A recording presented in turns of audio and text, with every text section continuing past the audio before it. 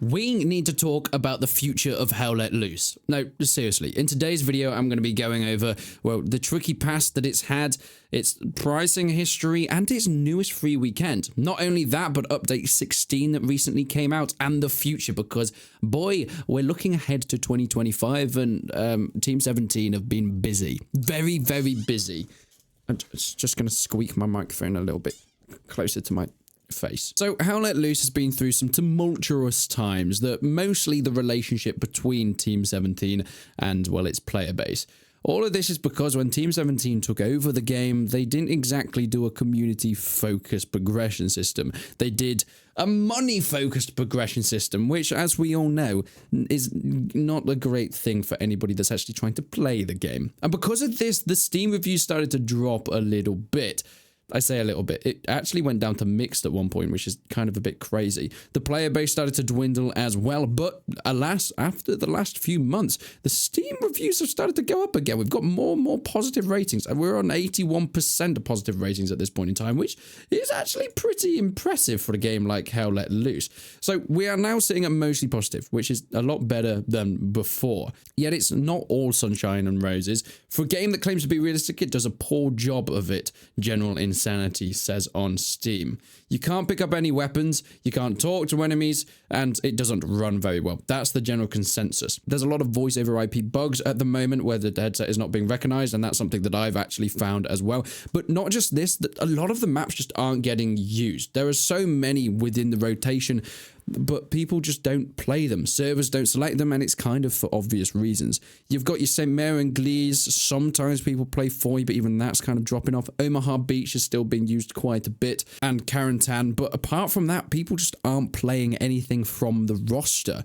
I mean, you can almost forget about maps on El Alamein unless there's a new update for that desert stormy sand pit of death. Nobody wants it on their server. Purple Heart Lane, who even remembers? Look, they did a whole rework of Purple Heart Lane but a few months ago, and even after that update came out, still nobody plays the Swamp Shrek game mode, just because you end up just drowning every 3 seconds, which doesn't make it the most fun thing in the world.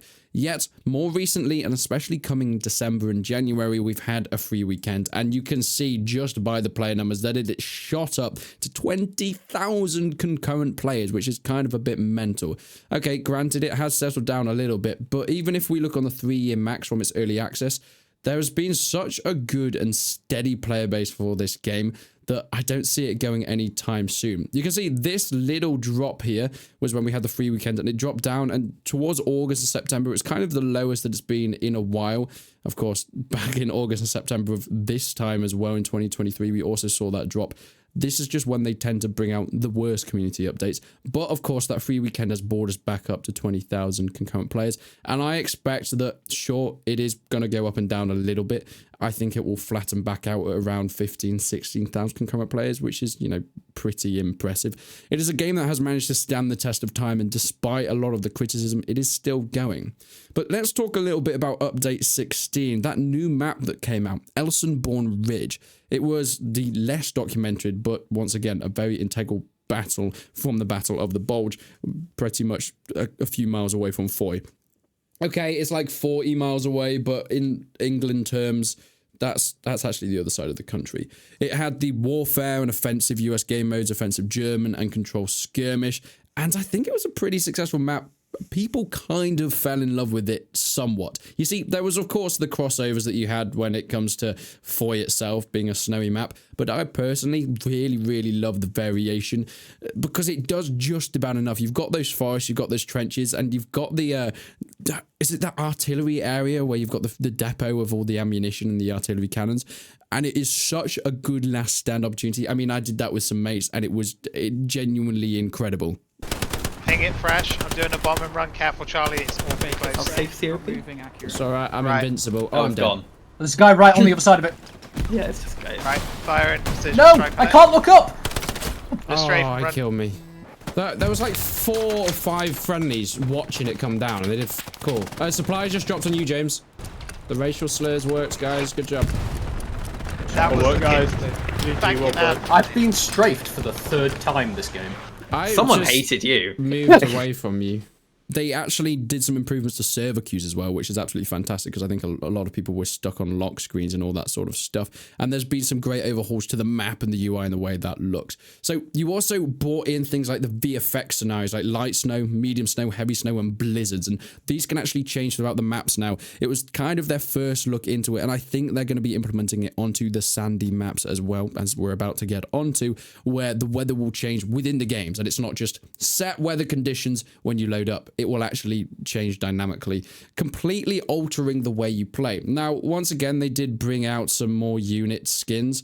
They always get received like medium positively. I mean, this is like German snow, camo skins, that kind of stuff. And they look pretty good. The only thing is they're just bloody expensive. I mean, this is £12 for the Wachturmverein units. And it does add in a fair amount of stuff. You can see 6 new uniforms, US infantry and US armor, things like that. But you can tell they're really stretching the boundaries of what this content is for £13, which is about $15, $16. But hey, if people want to buy it, they do. I've just never really seen the point of buying this sort of thing. But then if we move on to the future, this is where the newest community update came out, and that's looking ahead into 2025. I think 2024 has been starting off to a little bit of a rough one for Team 17, but they've managed to keep people coming, and they've actually got people back, I think. They begin by wrapping up the British rework, refreshing El Alamein and improving Update 14's overall content. This is something that was an issue when El Alamein came out. Not only was it a very unbalanced map, but things like the Bren gun or the Lewis gun as well just didn't work very well for the British, and they didn't have skins for the sandy troops, desert troops, desert camo. So I'm glad they're finally finishing up the British rework, because it was a bit of a disaster faction, considering I would say it's probably important. And then we get the Tobruk map. I've made a video exclusively on what the Tobruk map's going to be, but we're going back into the desert with the front lines from the Axis, pretty much. It'll be the Axis captured, and we'll have to attack it as the British as well. So we're getting some good British warfare. The new map is set within the successful offensive and assault on Tobruk at the end of Operation Venezia, and will feature the game's British 8th Army and DAC forces. Now, we have some screenshots looking through this as well. It looks like it's going to be a bit more in terms of urban environments for a sandy map, which is so good, because my god, I could not stand Al Alameин's big open airfields. It was just a sniper's, well, dream. And playing anything but a tank or a sniper, it was kind of game over for you. But this kind of leaves us on to what's next and the future of Hell Let Loose, because I think we're on an upward trajectory. And I say that quite tentatively, because Team 17 haven't done the best job. And I think in terms of keeping community sentiment, it's been very, very rocky. However, the updates that have been brought out since that disastrous British one have been positive. Elsenborn Ridge is a great map. They've fixed the British rework as well. That faction is actually playable. And whilst, as I said, things like the bridge map that the British really kind of feature on aren't in the rotation that much, it's there. It is there. And hopefully now the British will get more maps like Tobruk. We'll be able to see that British rework in complete succession and in its final form. So I think it's looking good for Hell Let Loose. I think the player base is only going to grow, especially if they keep doing things like these free weekends. Because if you're like me, slaughtering new players at the free weekend, oh, it is one of the most beautiful things that I've ever done in my goddamn life. But I would love to know what you think. Where do you think this game is going? Make sure you click that subscribe button for all of your latest gaming news. But until then, I will see you in the next one.